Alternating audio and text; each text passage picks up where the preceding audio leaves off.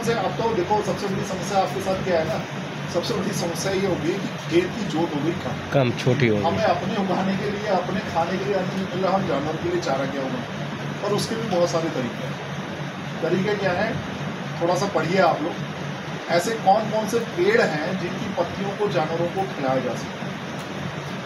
आपके क्षेत्र में कोई ऐसा पेड़ है जिसकी पत्तियां आपके जानवर खाते हो? सर नीम की पत्तियां खाते पीपल हैं। तो बकरी खाती है। सर नीम की पत्तियां खाते हैं सर। नीम की पत्ती गाय भैंस खा लेगी? हाँ खा लेते हैं सर। सबसे बेटर सर सहजन पत्ती। सहजन की पत्ती खा लेंगे सर। इसीलिए मैंने आपसे कहा, आपको कुछ लोगों को पता है पर सारे लोगों को नहीं। और कौन सी पत्ती खा सकती है?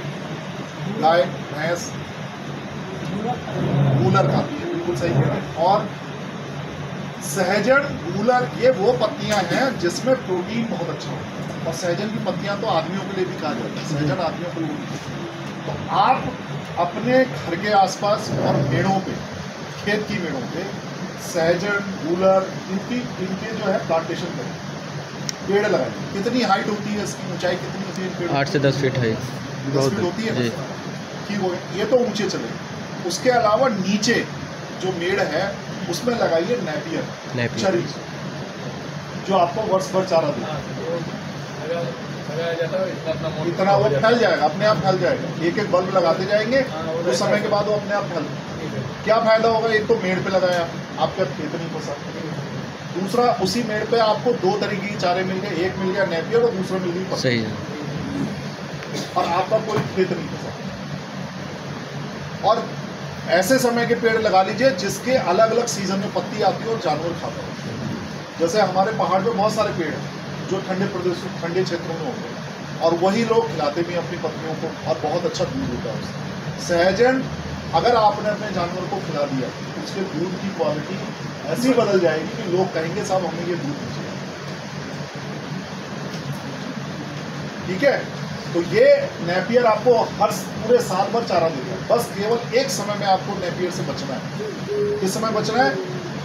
गर्मी का महीना, जब आपका जून और जुलाई के आसपास, जब तक कि बारिश ना हो। अगर आपको दिख रहा है कि पीली पड़ रही है पत्ती, तो नेपियर मत खिलाइए बिल्कुल। या तो आप खुद सिंचाई कर लीजिए, सिंचाई होती रहती है। हाँ सिंचाई होती रहेगी तो कोई दिक्कत नहीं है।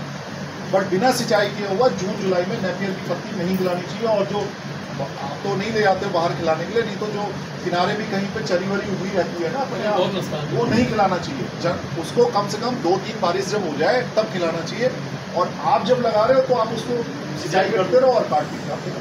फूड पॉइजनिंग, वो फूड पॉइजनिंग हो जाती है। उसमें नीचे जो होता है उसकी जड़ों में उस टाइम पे थोड़ा सा जहर बन जाता है जो जानवर को नुकसान करता है। तो उस समय में नहीं खिलाना। बाकी सीजन जब आ गया तो फिर बरसीम है, आपके पास चरी है, जई है, तो ये तो आपको सोचना है कि हम कैसे रखें। दूसरा क्या है, सबसे मुख्य बात क्या है कि चारा कैसे खिलाते हो आप लोग? कितने लोग जो है चारा काट के खिलाते हैं, मतलब कुट्टी की तरह। हाँ। और कितने लोग साबुत डालते हैं? बताइए, कोई है ऐसा साबुत डालने वाला? थोड़ा बहुत खड़ा डाल देता है। थोड़ा बहुत डालता है ऐसा। क्या कौन सा चारा खड़ा डालते हैं? थोड़ा चरी है जो धान से आती है, गुआर। शहादा। देखो, खड़ा चारा चाहे इतना बड़ा हो और चाहे